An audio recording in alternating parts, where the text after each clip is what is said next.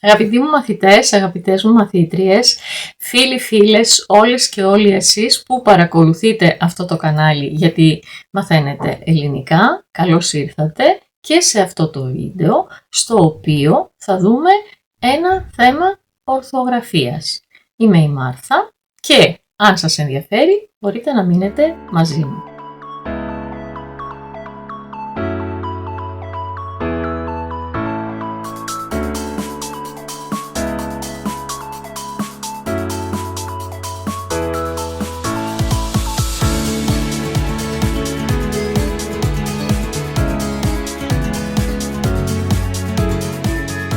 Σήμερα θα μιλήσουμε για θηλυκά ουσιαστικά που έχουν κατάληξη ήλα και δηλώνουν κάτι δυσάρεστο, κάτι άσχημο και γράφονται έτσι, με γιώτα. Τι μπορεί να είναι αυτό το δυσάρεστο, το άσχημο? Μπορεί να είναι, για παράδειγμα, μία μυρωδιά. Μυρίζω κάτι. Το καλοκαίρι που έχει ζέστη, οι άνθρωποι υδρώνουμε και μπορεί να μυρίζει άσχημα ο υδρότας μας. Μπαίνουμε σε ένα λεωφορείο και λέμε πω βρωμάει υδροτήλα. Βρωμάει ο υδρότας, μυρίζουμε τη μυρωδιά του υδρότα. Μπορεί συγκεκριμένα να πούμε μασχαλίλα. Η μασχάλη είναι αυτό το σημείο του σώματος, οπότε όταν βρωμάει μασχαλίλα είναι ο υδρότας που μυρίζει, που προέρχεται από αυτό το σημείο του σώματός μας. Πολλών ανθρώπων μυρίζουν τα πόδια τους, ασχέτως εποχής. Τότε αυτό που μυρίζουμε είναι ποδαρίλα. Πολύ σωστά μαντέψατε. Μπορεί σε κάποιους ανθρώπους να μην αρέσουν συγκεκριμένα τρόφιμα. Για παράδειγμα, κάποιος δεν αγαπάει τα ψάρια.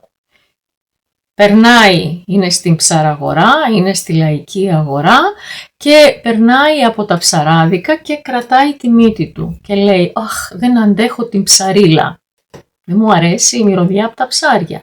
Ή σε κάποιον δεν αρέσει ας πούμε η μυρωδιά από το γάλα που βράζει. Το ζεστό γάλα μυρίζει κάπως. Πώς θα έλεγε? Πω γαλατήλα.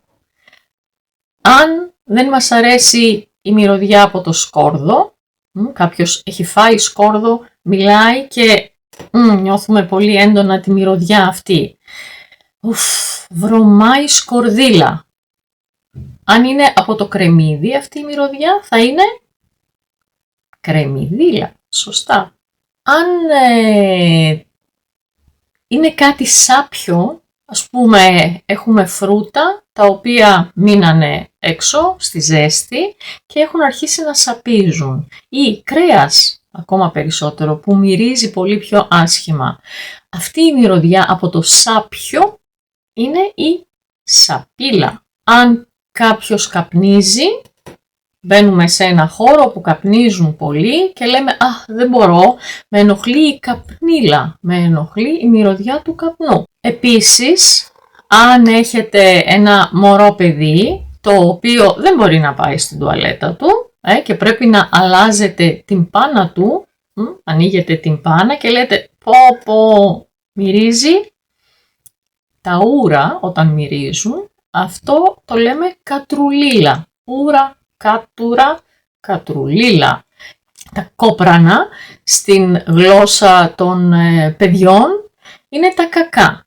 Αλλά αν θέλουμε να το κάνουμε λίγο πιο χυδαίο, θα λέγαμε σκατά, που το χρησιμοποιούμε και σαν βρισιά φυσικά αυτό. Οπότε όταν μυρίζουν τα κακά, τότε λέμε ότι μυρίζει σκατήλα. Όμως μπορεί αυτό να μην αφορά μόνο τη μυρωδιά.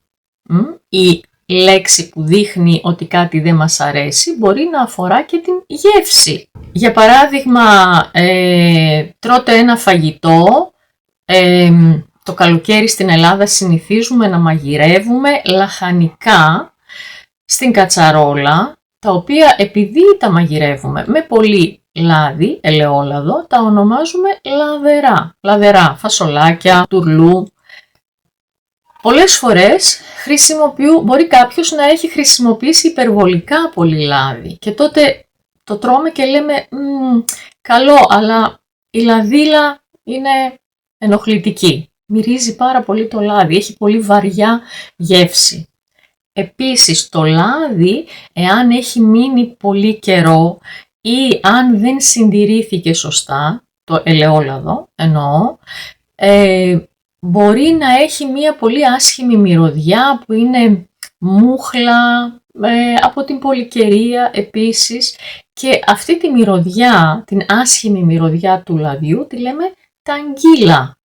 Ένα ταγγισμένο λάδι είναι καλό να μην το καταναλώνουμε. Αν για παράδειγμα κάποιος είναι πολύ καιρό άρρωστος και πρέπει να παίρνει πολλά φάρμακα, αντιβιωτικά, παυσίπονα, πολλά φάρμακα, αυτά αφήνουν στο στόμα μία άσχημη γεύση. Πώς θα τη λέγατε για να δηλώσετε ότι δεν σας αρέσει αυτή η γεύση? Φαρμακίλα. Αχ, θέλω να φάω ένα φρούτο για να φύγει αυτή η φαρμακίλα από το στόμα μου. Όμως επίσης αν κάτι για παράδειγμα είναι πικρό, μπορώ να πω είναι πικρό ή μπορώ να πω αχ τι πικρίλα, δεν μπορώ να το φάω. Για το γλυκό δεν το λέμε αυτό, μάλλον το γλυκό είναι πάντα κάτι ευχάριστο, αλλά το λέμε για το ξινό. Αν κάτι έχει παραπάνω λεμόνι από ό,τι μας αρέσει, μπορούμε να πούμε τι ξινίλα, δεν το τρώω. Με τον ίδιο τρόπο μπορούμε να μιλήσουμε για χρώματα που δεν μας αρέσουν. Πάμε σε ένα γλέντι, σε μία γιορτή και οι περισσότεροι άνθρωποι φορούν μαύρα ρούχα. Το μαύρο επίσημο ένδυμα. Αλλά το βλέπουμε και λέμε βρε παιδί μου πολύ μαύρο. Δεν μπορώ αυτή τη μαυρίλα. Μαυρίλα από μόνη της η λέξη δηλώνει ότι δεν μου αρέσει το μαύρο. Μπορεί να είναι, αν είναι κόκκινο το χρώμα, κοκκινίλα. Που αυτό μπορεί να σημαίνει και ένα κόκκινο σημάδι. Για παράδειγμα, βλέπω στον καθρέφτη, αχ, έχω κάτι κοκκινίλες.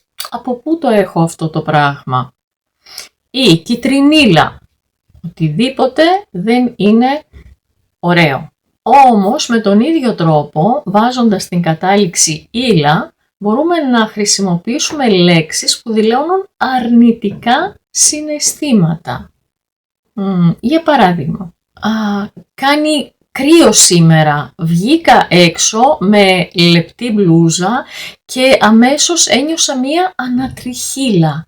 Ανατριχιάζω όταν σηκώνονται οι τρίχες του δέρματός μου.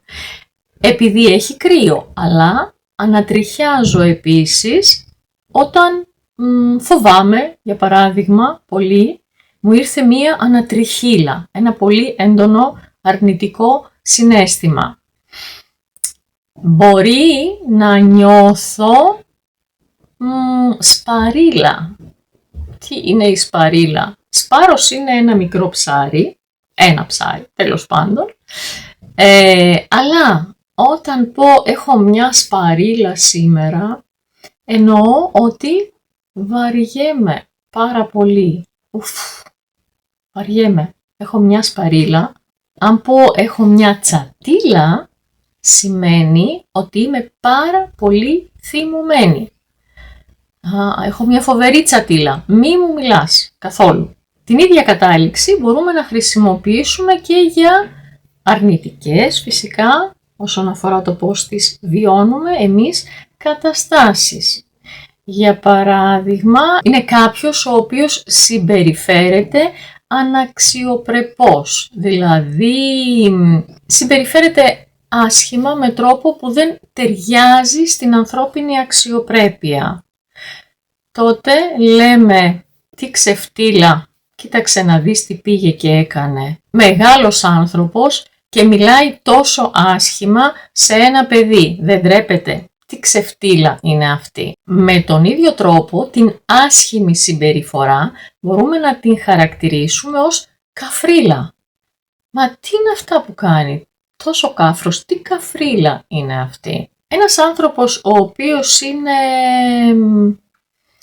άσχετος με κάτι, δηλαδή του ζητάμε να κάνει κάτι και αυτός δεν καταλαβαίνει καθόλου τι είναι αυτό που μπορεί να κάνει, ή όταν το ρωτάμε κάτι στοιχειώδες, κάτι πολύ βασικό και δεν γνωρίζει αυτό το πολύ βασικό που όλοι λογικά το γνωρίζουν, τότε λέμε ότι είναι εντελώς άσχετος. Τι να σου πω, τόση ασχετήλα δεν έχω συναντήσει στη ζωή μου. Είναι άσχετος, ασχετήλα. Όταν βρισκόμαστε έξω στη φύση, σε ένα περιβάλλον όπου δεν υπάρχουν φυτά ή τα φυτά είναι ξερά, τότε μπορούμε να πούμε ξεραήλα. Παράδειγμα, αν πήγατε ποτέ στις Κυκλάδες, σε κάποια από τα Κυκλαδονήσια, όχι σε όλα, στη Μύκονο για παράδειγμα, είναι ένα νησί που χαρακτηρίζεται από ξεραήλα. Δεν έχει πράσινο. Δεν βλέπεις πράσινο. Τι ξεραήλα είναι αυτή.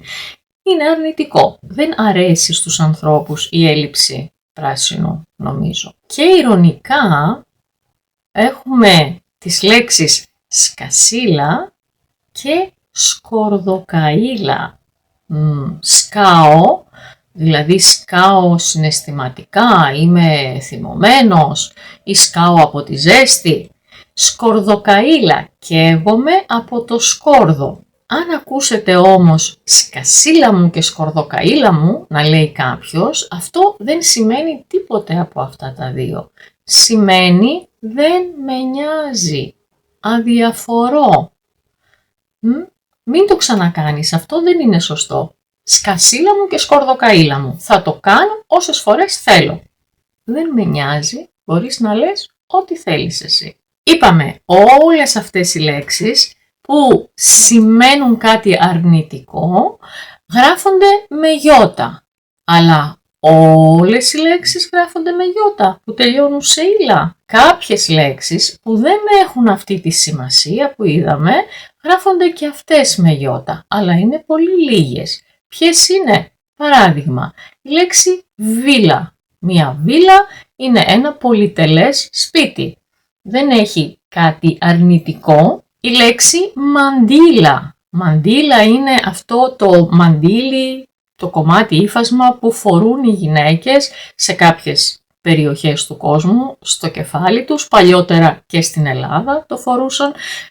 Κάποια εποχή ήταν στη μόδα οι μαντίλες. Τεκίλα, το γνωστό ποτό. Πιπίλα είναι αυτό το από καουτσούκ πράγμα που έχουν τα μωρά στο στόμα για να ξεχνιούνται λιγάκι. Και νύλα. Νύλα είναι η μεγάλη, η παταγώδης αποτυχία. Αυτά όλα είναι ουσιαστικά, είναι θηλυκά, τελειώνουν σε ήλα, γράφονται με γιώτα, όπως και οι λέξεις που είδαμε, απλά δεν σημαίνουν κάτι αρνητικό απαραίτητα, εκτός ίσως από την ήλα. Και τώρα θα μου πείτε, ωραίος κανόνας, υπάρχουν όμως λέξεις που δεν γράφονται με γιώτα και τελειώνουν σε ήλα?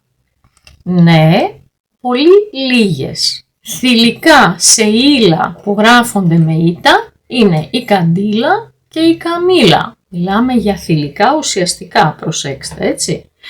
Επίσης, αυτά που γράφονται με ύψιλον είναι η σκύλα και η αρβίλα. Ίσως βρείτε και κάποια ακόμη, αλλά αυτό που θέλω να προσέξετε είναι ότι είναι αντικείμενα όλα και δεν έχουν καμία σχέση με ένα αρνητικό συναίσθημα που κάτι μας προκαλεί. Ελπίζω αυτός ο κανόνας να σας φανεί χρήσιμος και θα ήθελα, αν θέλετε κι εσείς, να γράψετε δικές σας λέξεις ή να γράψετε δικές σας προτάσεις με κάποιες από αυτές τις λέξεις. Θα χαρώ πάρα πολύ να τις διαβάσω.